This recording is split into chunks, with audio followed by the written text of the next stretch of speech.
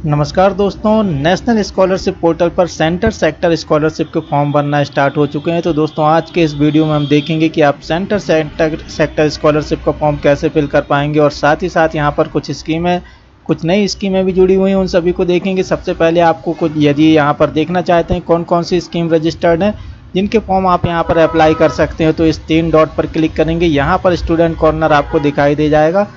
यहाँ पर आप देखेंगे स्कीम ऑन एनएसपी, इस पर क्लिक करेंगे। जैसे ही आप स्कीम ऑन एनएसपी पर क्लिक करते हैं तो जितनी भी स्कीमें यहाँ पर अवेलेबल हैं, जिनके फॉर्म यहाँ से आप फिल कर सकते हैं, वो आपको यहाँ पर दिखाई दे जाएगी। पूरी लिस्ट आपको दिखाई दे जाएगी। मिनिस्ट्री ऑफ होम अफेयर्स, जितनी भी मिनिस्ट्रीज़ हैं, जो स्कॉलरशिप गवर्नमेंट की यहाँ पर चलती हैं, ये सारी सेंटर गवर्नमेंट या सेंटर गवर्नमेंट सेंटर मिनिस्ट्री से यहाँ पर स्कॉलरशिप फंडेड हैं। तो इन सभी मिनिस्ट्री से जो भी स्कॉलरशिप यहाँ पर चलाई जाती है उनके फॉर्म हम यहाँ पर फिल कर सकते हैं। तो चलिए देख लेते हैं। यहाँ पर सबसे पहले हम यहाँ पर देखेंगे, सबसे ज़्यादा जो कैंडिडेट होते हैं सोशल जस्टिस बैकवर्ड क्लास के होते हैं। इस पर क्लिक करते हैं तो यहाँ पर आप देख सकते हैं स्कीम जो है आपकी 1 जून से ओपन हो चुकी है। बैकवर्ड क्लास के लिए ये स्कीम होती है। इसी प्रकार दोस्तों, यदि आप कोई सिने वर्कर है, बीड़ी श्रमिक है, तो यहाँ पर ministry of labour and employment का ऑप्शन है। इस पर देखेंगे तो यहाँ पर आप देखेंगे बीड़ी श्रमिक या जो भी श्रमिक कार्डधारी हैं उनकी स्कॉलरशिप आप यहाँ पर देख सकते हैं। और ज़्यादा डिटेल आपको मैंने सभी स्कीम के लिए एक सेपरेट वीडियो बनाया हुआ है, उसे आप लोग देखेंगे। आज की वीडियो में हम फिलहाल ऑनलाइन कैसे अप्लाई करते हैं इस प्रोसेस को देखने वाले हैं। यहाँ पर आपको आ जाना है, स्कॉलरशिप पोर्टल पर आप आएंगे। अप्लाई करने के लिए फिर से होम पेज पर आएंगे। यहाँ पर स्टूडेंट का ऑप्शन आपको दिखाई दे रहा है। तो दोस्तों सबसे पहले एक चीज़ आपको बता दूं मैं, यहाँ पर आपके पास OTR होना सबसे ज़रूरी है। OTR के बिना आप यहाँ पर स्कॉलरशिप को अप्लाई नहीं कर पाएंगे। तो पहले आप अपना OTR बना लें। OTR कैसे बनाना है इसका एक सेपरेट वीडियो है। मोबाइल के थ्रू आप OTR बना सकते हैं, क्योंकि यहाँ पर आपकी आधार ऑथेंटिकेशन होता है, जो कि आपकी फ़ोटो कैप्चर की जाती है। इसलिए आपको OTR जो है सेल्फ अपने मोबाइल से बनाना है। एक सेपरेट वीडियो है मोबाइल से OTR कैसे बनाए, उसे आप लोग देखेंगे। लिंक आपको डिस्क्रिप्शन में मिल जाएगी OTR बनाने की। OTR बनाने के बाद हम अप्लाई फॉर स्कॉलरशिप का जो ऑप्शन दिखाई दे रहा है, यहाँ पर नीचे लॉगिन बटन बना हुआ है, इस लॉगिन की बटन पर हम यहाँ पर क्लिक करेंगे। अब दोस्तों यहाँ पर आप लॉगिन का ऑप्शन आपको दिखाई दे जाएगा। तो लॉगिन करने के लिए आपको यहाँ पर आप देख रहे हैं लॉगिन विद आधार लिखा हुआ है। लेकिन यदि आप आधार के थ्रू लॉगिन करते हैं तो यहाँ पर आधार नंबर फिल करेंगे, गेट OTP करेंगे, जो भी OTP दिया हुआ है उसे फिल करके हम लॉगिन करेंगे। और आप चाहें, यदि आपके पास आधार नंबर नहीं है तो यहाँ पर और भी ऑप्शन है, जैसे कि लॉगिन विद अपार ID, लॉगिन विद OTR। तो ऐसे 3 ऑप्शन यहाँ पर आपको दिखाई दे रहे हैं। इन तीनों ऑप्शन के थ्रू भी आप यहाँ पर लॉगिन कर सकते हैं। यहाँ पर सबसे अच्छा तरीका यही है कि हम यहाँ पर लॉगिन विद आधार करें। चलिए यहाँ पर आधार नंबर फिल करेंगे, गेट OTP पर क्लिक करेंगे। जो भी OTP आया हुआ है दिए गए बॉक्स में फिल करेंगे। जो कैप्चा कोड दिखाई दे रहा है नीचे बॉक्स में फिल करके प्रोसीड बटन पर क्लिक करेंगे। अब दोस्तों यहाँ पर यदि आपने पिछले साल फॉर्म भरा होगा तो आपको यहाँ पर एप्लीकेशन ID पिछले साल की दिखाई दे जाएगी और ईयर देखेंगे 25-26। यदि आप स्टेटस देखना चाहते हैं पिछले साल का तो यहाँ पर प्रोसीड बटन पर क्लिक करके अपना स्टेटस देख सकते हैं। लेकिन फिलहाल हम अभी नए सत्र के लिए, जो 2026-27 हमारा नया सत्र है, इसके लिए हम अपना नया फॉर्म, नया आवेदन करना। तो दोस्तों न्यू फॉर्म अप्लाई करने से पहले आपको नीचे जो बेसिक डिटेल दिखाई दे रही है, फिल बेसिक डिटेल, इसे आपको कंप्लीट करना होगा। उसके बाद आप जो है फ्रेश एप्लीकेशन के लिए आवेदन कर पाएंगे। चलिए फिल बेसिक डिटेल पर क्लिक करेंगे। बेसिक इन्फॉर्मेशन में आपको 4 स्टेप फिल करनी होगी। पहले तो आपकी जनरल इन्फॉर्मेशन रहेगी, फिर आपकी एकेडमिक इन्फॉर्मेशन, फिर आप किस टाइप की एप्लीकेशन फॉर्म फिल करते हैं। जैसे कि आपके पास कोई कार्ड है तो वो कार्ड यहाँ पर लगाएंगे। अल्पसंख्यक की स्कॉलरशिप या जो भी आप स्कॉलरशिप फिल करना चाहते हैं उसके रिगार्डिंग जो है डॉक्यूमेंट यहाँ पर हम लगाएंगे। इसके बाद आपका फाइनल डिक्लेरेशन रहेगा। इस तरीके से बेसिक इन्फॉर्मेशन हमारी 4 पार्ट में कंप्लीट होगी। चलिए स्क्रॉल करके नीचे की तरफ आते हैं, जनरल इन्फॉर्मेशन को फिल करते हैं। इस सेक्शन में आपको ज़्यादातर चीज़ें आपकी फिलअप दिखाई देंगी। अब नीचे आप देखेंगे एंटर डिटेल का ऑप्शन है। स्कॉलरशिप कैटेगरी आपको यहाँ पर सिलेक्ट करनी होगी। तो यहाँ पर ड्रॉप डाउन एरो बना हुआ है, इस पर क्लिक करेंगे। अब यहाँ पर पोस्ट मैट्रिक और प्री मैट्रिक 2 स्कॉलरशिप होती हैं दोस्तों। कभी भी सेंटर सेक्टर का फॉर्म भरते हैं तो 2 स्कॉलरशिप होती हैं। एक प्री मैट्रिक जो 10th क्लास तक के स्टूडेंट हैं तो दोस्तों ये प्री मैट्रिक स्कॉलरशिप में आते हैं, और जो 10th क्लास के ऊपर हैं 11th 12th या हायर एजुकेशन, तो वो सारे पोस्ट मैट्रिक स्कॉलरशिप में आते हैं। तो ध्यान रखेंगे इस बात को और अपनी प्री और पोस्ट को सिलेक्ट करेंगे। School student up to class 10 pre matric, और 12th के बाद 11th के बाद जो भी स्टूडेंट है 11th के बाद हायर एजुकेशन के लिए जितनी भी क्लासेस हैं वो सारी पोस्ट मैट्रिक। कैटेगरी आपकी सिलेक्ट करेंगे, ड्रॉप डाउन लिस्ट पर क्लिक करेंगे, जो भी कैटेगरी आपकी है वो आप यहाँ पर सिलेक्ट करेंगे। अब यहाँ पर आपकी रिलीजन सिलेक्ट करेंगे ड्रॉप डाउन लिस्ट से। इसके बाद आपकी जो इनकम है, फैमिली इनकम आपको यहाँ पर फिल करनी होगी। आपके पास इनकम सर्टिफिकेट भी रहना चाहिए, वो आपका लास्ट में फॉर्म के लास्ट में उसे अपलोड करना होता है। तो इनकम सर्टिफिकेट के अकॉर्डिंग आपकी इनकम फिल करेंगे। डिसेबिलिटी कोई है तो ड्रॉप डाउन लिस्ट से यस करेंगे, अदरवाइज नो का ऑप्शन सिलेक्ट करेंगे। पेरेंट्स प्रोफेशन, पेरेंट्स क्या करते हैं ये सबसे इम्पॉर्टेंट है, इसी के बेस पर आपकी स्कॉलरशिप डिसाइड होती है, इस पर क्लिक करेंगे। अब दोस्तों यहाँ पर जितनी भी कैटेगरी आपको दिखाई दे रही हैं इन सभी के लिए स्कॉलरशिप फॉर्म फिल किए जाते हैं। इस ड्रॉप डाउन लिस्ट को थोड़ा नीचे की तरफ खिसकाएंगे और यहाँ पर आपको पूरी एक बार अच्छे से देख लेना है। जितने भी ऑप्शन यहाँ पर दिए हुए हैं, यदि इनमें आपके पेरेंट्स कहीं पर भी जॉब करते हैं, इस टाइप का ये कोई भी काम यदि करते हैं और कार्ड इसका बना हुआ है, तो आप यहाँ पर इन स्कॉलरशिप के लिए एलिजिबल होते हैं। बीड़ी श्रमिक कार्ड भी बहुत सारे भरे जाते हैं, यदि आपके पास श्रमिक कार्ड है बीड़ी श्रमिक का तो इसे भी आप यहाँ पर सिलेक्ट कर सकते हैं। अब आपका मैरिटल स्टेटस सिलेक्ट करेंगे। इसके बाद यदि आपके पेरेंट्स, जो भी स्टूडेंट के लिए हम यहाँ पर अप्लाई कर रहे हैं स्कॉलरशिप के, उनके पेरेंट्स यदि नहीं है या किसी भी रीज़न से और प्राइम है, तो वो यहाँ पर अपना सुटेबल ऑप्शन सिलेक्ट करेंगे, अदरवाइज नॉट एप्लीकेबल का ऑप्शन है उसे सिलेक्ट करेंगे। स्क्रॉल करके नीचे की तरफ आएंगे। अब यहाँ पर आपको परमानेंट एड्रेस सिलेक्ट करना है। इसके बाद आप देखेंगे तो आपका सबसे पहले स्टेट आपको सिलेक्ट कर लेना है ड्रॉप डाउन लिस्ट से। स्टेट के अंदर जितने भी डिस्ट्रिक्ट हैं उनकी लिस्ट आ जाएगी, अपना डिस्ट्रिक्ट सिलेक्ट करेंगे। लोकेलिटी आपको सिलेक्ट करना है कि ग्रामीण क्षेत्र से हैं या फिर शहरी क्षेत्र से हैं।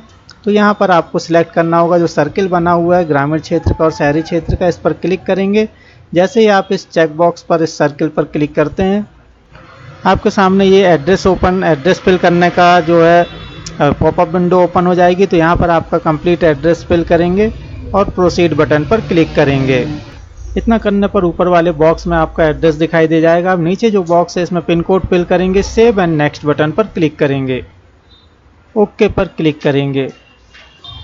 अब यहाँ हम एकेडमिक डिटेल वाले ऑप्शन पर आ चुके हैं।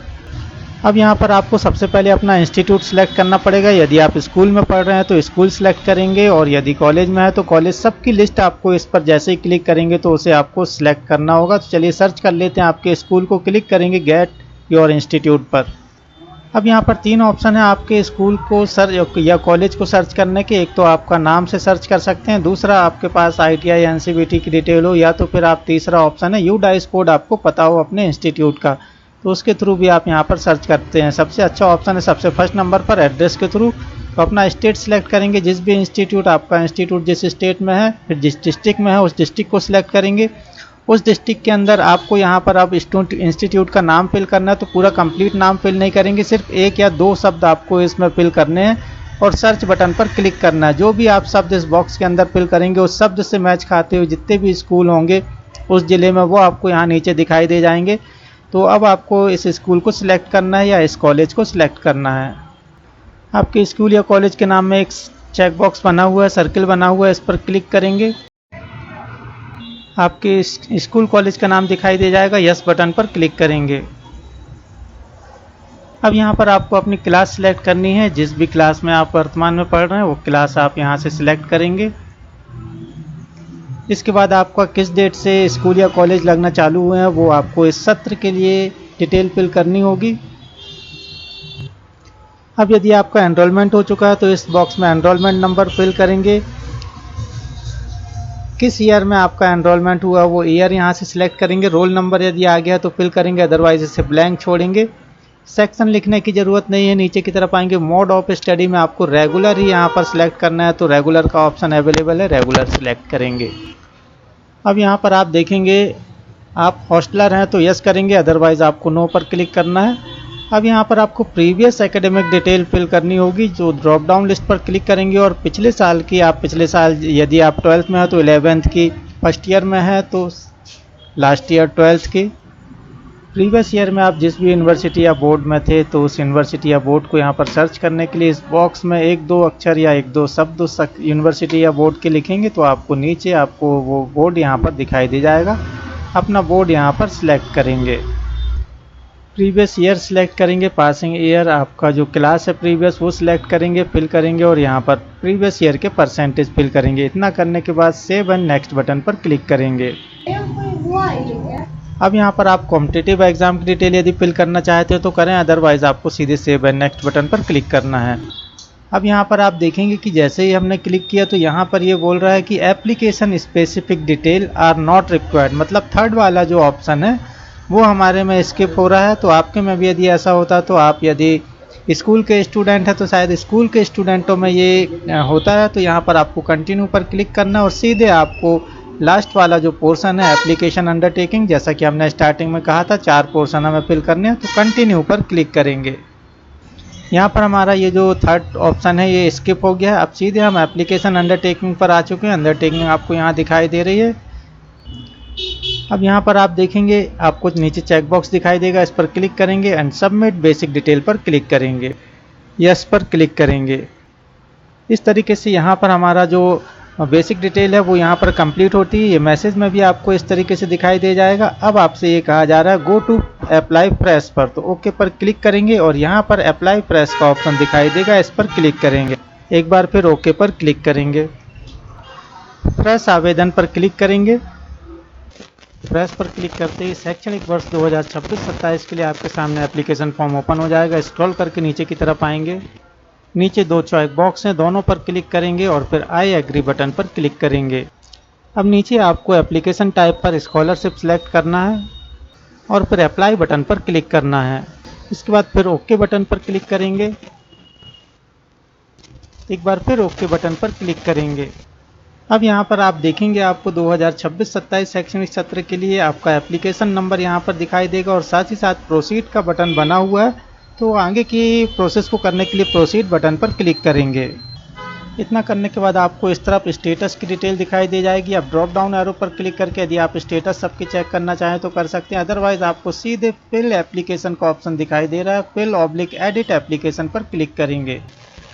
अब यहाँ पर आपने जो भी एप्लीकेशन भरी है, जितनी भी डिटेल भरी है, उसके बेस पर आप जिस भी स्कीम के लिए एलिजिबल होंगे वो स्कीम आपको यहाँ नीचे दिखाई दे जाएगी। यहाँ एक से ज़्यादा स्कीम भी दिखाई दे सकती हैं। तो जिस भी फॉर्म को आप जिस भी स्कीम के लिए इस फॉर्म को फिल करना चाहते हैं, चाहे वो माइनॉरिटी हो या सेंटर सेक्टर से रिलेटेड किसी कार्ड की स्कीम हो या आरपीएफ की स्कीम हो, जिस भी स्कीम के लिए आप एलिजिबल हैं वो सारी दिखाई देंगी। अब सामने जो चेक बॉक्स बना हुआ है ग्रीन कलर का सर्किल, तो इस पर क्लिक करेंगे और इसे ग्रीन करेंगे। इसके बाद आपको सेव एंड नेक्स्ट बटन पर क्लिक करना है। जिस स्कीम के लिए आप आवेदन करना चाहते हो उस स्कीम के लिए आवेदन सक्सेसफुल का मैसेज दिखाई देगा, ओके पर क्लिक करेंगे। एक बार फिर नेक्स्ट बटन पर क्लिक करेंगे, एक बार फिर ओके बटन पर क्लिक करेंगे। अब यहाँ पर जो डॉक्यूमेंट आपको अपलोड करने हैं, जैसे कि एक कार्ड यहाँ पर मुझे लगाना है, आपको भी यहाँ पर देख लेना है जो भी आपको स्कीम है उसके थ्रू उसके रिगार्डिंग एक आपको डॉक्यूमेंट अपलोड करना होता है और एक आपका इनकम सर्टिफिकेट अपलोड करना होता है। तो चूज़ फाइल पर क्लिक करेंगे और 20 से 200 KB की ये फाइल रहेगी, JPG या PDF किसी भी फॉर्मेट में रहे, लेकिन 500 KB से कम और 20 KB से ज़्यादा होनी चाहिए। दोनों को एक एक बार सिलेक्ट करके अपलोड करेंगे। इतना करने के बाद सेव एंड नेक्स्ट बटन पर क्लिक करेंगे। डॉक्यूमेंट अपलोड करने के बाद आपको इस तरीके से उसे देखने ब्लू कलर का बटन दिखाई देता है, इस पर क्लिक करके आप अपने डॉक्यूमेंट को देख सकते हैं। चलिए सेव एंड नेक्स्ट पर क्लिक करेंगे, एक बार फिर ओके पर क्लिक करेंगे। अब अपने फॉर्म को फाइनल सबमिट करने के लिए एक बार चेक बॉक्स पर क्लिक करेंगे और फाइनल सबमिट बटन पर क्लिक करेंगे, यस पर क्लिक करेंगे। नए सत्र के लिए इस एप्लीकेशन नंबर के लिए आपका जो स्कॉलरशिप फॉर्म है वो सक्सेसफुली सबमिट किया जा चुका है, ओके बटन पर क्लिक करेंगे। प्रिंट निकालने के लिए एक बार फिर आपको प्रोसीड बटन पर क्लिक करना होगा, तो प्रोसीड बटन पर क्लिक करेंगे। लेफ्ट साइड में प्रिंट एप्लीकेशन का ऑप्शन दिखाई देगा, इस पर क्लिक करेंगे। अब यहाँ पर प्रिंट का बटन दिखाई दे जाएगा। फाइनली इस प्रिंट की बटन से अपने फॉर्म को प्रिंट करेंगे। तो दोस्तों ये थी कंप्लीट जानकारी सेंटर सेक्टर की स्कॉलरशिप फॉर्म को भरने की। किसी भी फॉर्म को आप यहाँ पर फिल कर सकते हैं। सारी प्रोसेस सभी के लिए, सभी स्कीम के लिए एक सी प्रोसेस है। तो दोस्तों ये थी कंप्लीट जानकारी। इस फॉर्म के रिगार्डिंग कोई भी क्वेरी हो तो आप कमेंट्स करें, मेरे पास जानकारी होगी तो मैं आप लोगों के साथ उसे शेयर करूंगा। फिर मिलेंगे किसी नई जानकारी के साथ, तब तक के लिए नमस्कार।